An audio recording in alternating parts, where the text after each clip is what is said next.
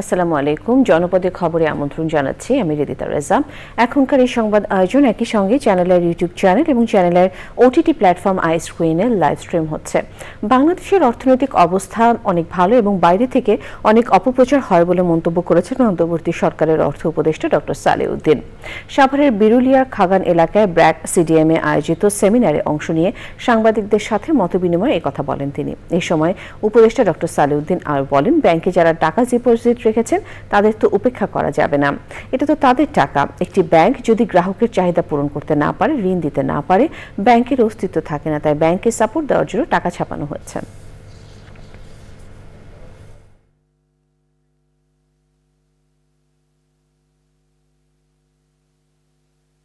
প্রথমত হলো ব্যাংকগুলি যেগুলো লিকুইডিটি ক্রাইসিসে, কারণ আপনি যারা ডিপোজিট রেখেছে টাকা তাদেরকে তো আপনি অ্যাবান্ডন করবেন, তাদের টাকা তো চুরি করে নিয়ে গেছে সব যারা দিয়েছে বা দুর্নীতির মাধ্যমে। অতএব ওই ব্যাংকের সাপোর্ট দেওয়ার জন্য একটা ব্যাংক যদি আপনার গ্রাহকদের যদি ডিমান্ডে চাহিদা না দিতে পারে, তো কিছু ঋণ দিতে না দেয়, তো ব্যাংকের তো বেশি অস্তিত্ব দেয়। বাংলাদেশের সাথে অসহযোগিতা করলে ভারতই বেশি ক্ষতিগ্রস্ত হবে বলে মন্তব্য করেছেন নৌ পরিবহন উপদেষ্টা অবসরপ্রাপ্ত brigadier general M Sakhawat Hossain. Satkhira Bhomra স্থলবন্দর পরিদর্শন শেষে সাংবাদিকদের বিভিন্ন প্রশ্নের জবাবে তিনি বলেন, এত বড় একটি বাজার তারা বন্ধ করবে বলে মনে হয় না। ওনাদের ইকোনমিক্স ক্ষতিগ্রস্ত হবে, তাদের লাখ লাখ লোক এটির সাথে জড়িত, তাই ব্যবসায়ীরা এটিকে সাপোর্ট করবে না। জাতীয় ঐক্যমত্য প্রসঙ্গে সাংবাদিকদের প্রশ্নের জবাবে তিনি বলেন, রাজনীতিবিদদের মধ্যে যদি ঐক্যমত্য না হয় তাহলে জাতীয় যে পথ নির্ধারণের কথা সেটি এলোমেলো হয়ে যায়। সবাই একত্রে বসেছে, এটি একটি বড় উদাহরণ।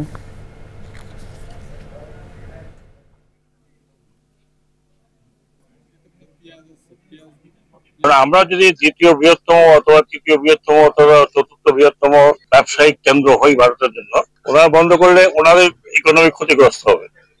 এইটার সাথে হাজার হাজার লক্ষ লক্ষ লোক জড়িত, ওই পারেও লক্ষ লক্ষ লোক এই পারেও জড়িত। পলিটিক্যাল বিষয় ওগুলো পলিটিক্স ওনারা করছেন, কিন্তু আমি মনে করি না ব্যবসায়ীরা কখনো এটা সাপোর্ট করবে। এত বড় একটা বাজার, সেই বাজারকে নষ্ট করবে বলে আমার মনে হয়। নরসিংদীর রায়পুরার চান্দেরকান্দিতে পারিবারিক দ্বন্দ্বের জেরে দুই গ্রুপের সংঘর্ষে ইউপি সদস্য সহ 2 জন নিহত হয়েছে। এই সময় দুপক্ষের গুলিবিদ্ধ সহ আহত হয়েছে কমপক্ষে 10 জন। পুলিশ ও স্থানীয়রা জানায়, দীর্ঘদিন ধরে আধিপত্য বিস্তার ও পারিবারিক দ্বন্দ্বের জেরে রায়পুরা উপজেলা যুবলীগ নেতা আবিদ হাসান রুবেল ও বাসেদ মেম্বার সমর্থকদের মধ্যে বিরোধ চলে আসছিল। এরই জেরে ভোরে চান্দেরকান্দি ইউনিয়নের নজরপুরে দুই পক্ষের সংঘর্ষ হলে বাসেদ মেম্বারের সমর্থকেরা মানিক মিয়াকে কুপিয়ে হত্যা করেন। মানিক মিয়া চান্দেরকান্দি ইউনিয়নের 8 নম্বর ওয়ার্ডের বর্তমান ইউপি সদস্য। এছাড়া এই সংঘর্ষ চলাকালে ঘরে ঢুকে কল্পনা বেগম নামে আরও এক নারীকে গুলি করে হত্যা করে বাসেদ মেম্বারের সমর্থকেরা। খবর পেয়ে 11টার দিকে রায়পুরা থানা পুলিশ ঘটনাস্থলে গিয়ে নিহতদের মরদেহ উদ্ধার করে। আহতদের ঢাকা মেডিকেল কলেজ হাসপাতাল সহ বিভিন্ন হাসপাতালে পাঠানো হয়েছে।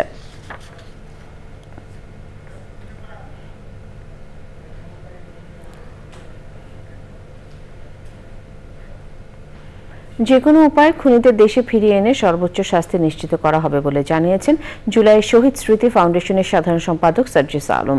শহীদদের নিয়ে কোনো রাজনৈতিক দল ব্যবসা করলে তাদের বিরুদ্ধে দ্বিতীয়বার রাজপথে জীবন দিতে প্রস্তুত বলেও তিনি জানিয়েছেন। চট্টগ্রামে জুলাই শহীদ স্মৃতি ফাউন্ডেশনের উদ্যোগে আয়োজিত অনুষ্ঠানে তিনি এসব কথা বলেন। সে সময় চট্টগ্রাম বিভাগের 105 শহীদ পরিবারকে 5 লাখ টাকা করে চেক হস্তান্তর করা হয়। সাথে ছিলেন ফাউন্ডেশনের প্রধান নির্বাহী কর্মকর্তা মীর মাহবুবুর রহমান স্নিগ্ধ। চট্টগ্রাম বিভাগের শহীদ স্বজনরা তাদের পেয়ে কান্নায় ভেঙে পড়েন।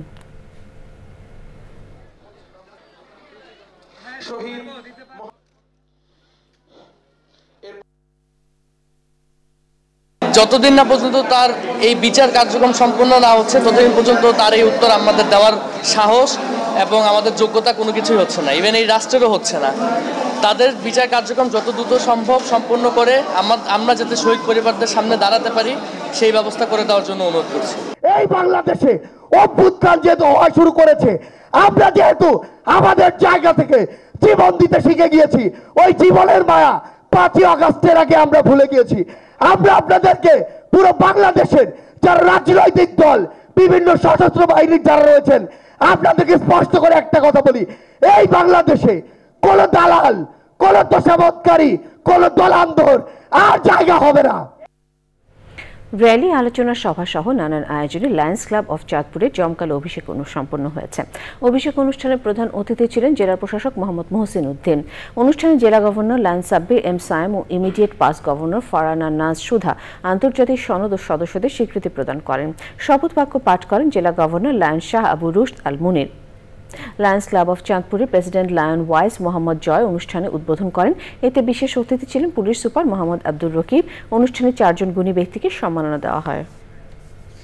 প্রান্তিক জনগোষ্ঠীর সর্বোচ্চ স্বাস্থ্যসেবা নিশ্চিত করতে চাঁদপুরে 1500 রোগীকে বিনামূল্যে চিকিৎসা সেবা ও ঔষধি দিয়েছে মননে মতলব সংগঠন।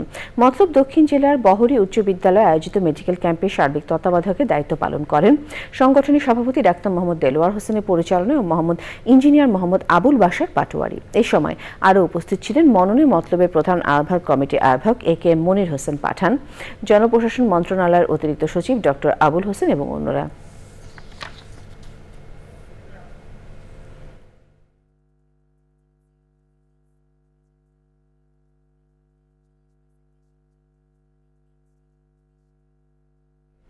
এবারে প্রতিনিধি পাঠানো তথ্য ভিডিওচিত্রে রাজীব আহমেদের রিপোর্ট।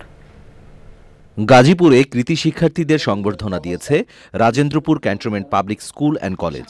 অনুষ্ঠানে 2024 সালে HSC পরীক্ষায় GPA 5 পাওয়া 434 জন শিক্ষার্থীর হাতে সম্মাননা স্মারক তুলে দেন কলেজের পরিচালনা পরিষদের সভাপতি ব্রিগেডিয়ার জেনারেল মোহাম্মদ মাহবুবুর রাসেল।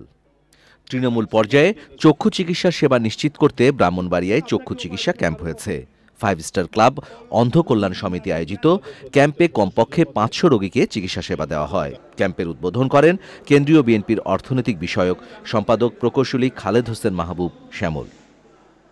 বগুড়ায় সাংবাদিকদের সাথে মতবিনিময় করেছেন বৈষম্য বিরোধী ছাত্র আন্দোলনের অন্যতম সমন্বয়ক ও জুলাই স্মৃতি ফাউন্ডেশনের সাধারণ সম্পাদক সার্জিস আলম। শেরপুরে ডায়াবেটিস সমিতির জেনারেল হাসপাতাল চালু হয়েছে। শেরপুর ডায়াবেটিস সমিতির বহুতল ভবনে হাসপাতালের উদ্বোধন করেন বাংলাদেশ ডায়াবেটিস সমিতির সভাপতি জাতীয় অধ্যাপক ডক্টর AK আজাদ খান। খাগড়াছড়িতে দেশ ও বিশ্ব শান্তির মঙ্গল কামনায় প্রয়াত বৌদ্ধ ধর্মীয় গুরু আর্য শ্রাবক বনভান্তের নামে বনভান্তে ধম্মা হল উৎসর্গ অনুষ্ঠান হয়েছে। মাদারীপুরের শিবচরের বাংলাদেশ শিক্ষক কর্মচারী ঐক্যজোটের সমাবেশ হয়েছে। প্রধান অতিথি ছিলেন ঐক্যজোটের চেয়ারম্যান অধ্যক্ষ সেলিম ভুইয়া। বৈষম্যবিরোধী ছাত্র আন্দোলন জামালপুর শাখার আয়োজনে জাতীয় পরিবার ও জেলা কমিটির সাথে মতবিনিময় সভা হয়েছে। এতে প্রধান অতিথি ছিলেন বৈষম্যবিরোধী ছাত্র আন্দোলনের নির্বাহী কমিটির কেন্দ্রীয় সমন্বয়ক লুৎফর হাসান। নোয়াখালীর বেগমগঞ্জ উপজেলায় যুবলীগের আহ্বায়ক নূর হোসেন মাসুদের বিরুদ্ধে চৌমোহনী কুড়িপাড়ায় বাড়ি দখলের অভিযোগে সংবাদ সম্মেলন করেছে প্রবাসীর স্ত্রী কাজল রেখা। তিনি অভিযোগ করেন 2010 সালে প্রভাব খাটিয়ে 3 তলা বিশিষ্ট বাড়ি থেকে তাকে বের করে দিয়ে বাড়িটি দখল করে নেওয়া হয়। Rajib Ahmed, channel I. ময়মনসিংহে বিভাগীয় জিয়া T20 ক্রিকেট টুর্নামেন্টের অনুষ্ঠিত হয়েছে। টুর্নামেন্টের উদ্বোধন করেন জাতীয় ক্রিকেট দলের সাবেক অধিনায়ক এনামুল হক মনি। খেলায় সবুজ দল টসে জিতে ব্যাটিংয়ে নেমে 20 ওভারে 107 রান করে। জবাবে লাল দল 19 ওভারে 5টি উইকেট হারিয়ে 108 রান করে জয়ী হয়। অনুষ্ঠানে টুর্নামেন্ট পরিচালনা কমিটির আহ্বায়ক অধ্যাপক AK-M শফিকুল ইসলামের সভাপতিত্বে বক্তৃতা করেন বিএনপির সাংগঠনিক সম্পাদক শফিউল আলম এবং অন্যরা।